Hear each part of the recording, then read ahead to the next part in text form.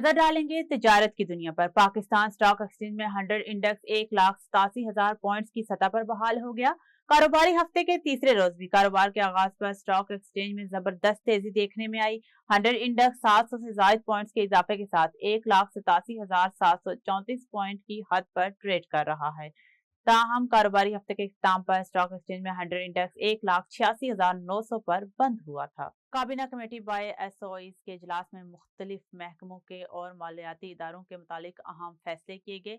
वजीर खजाना मोहम्मद औरंगजेब की जेर सदारत काबीना कमेटी बाय एसओईज का इजलास हुआ, जिसमें एग्जिम बैंक की 2025 की प्रोमेंट पॉलिसी को मंजूरी दी गई। इजलास में NICL, state bank, trading corporation के बोर्ड और तकर्रियों की मंजूरी भी दी गई। नेशनल इंश्योरेंस पॉलिसी में चेयरमैन और एक आजाद डायरेक्टर तैनात करने की मंजूरी दी गई। मुल्क भर में सोने की कीमतों में नुमाया इजाफा रिकॉर्ड किया गया, जिसके बाद सोना नई बुलंद तरीन सतह पर पहुंच गया। All Pakistan Sarafa James and jeweller association के मुताबिक 24 कैरेट फी तोला सोना 24,000 इजाफे के बाद 5,14,362 रुपए का हो गया है। इसी तरह 10 ग्राम सोना 20,576 रुपए महंगा होकर 4,40,982 रुपए की सतह पर पहुंच गया है।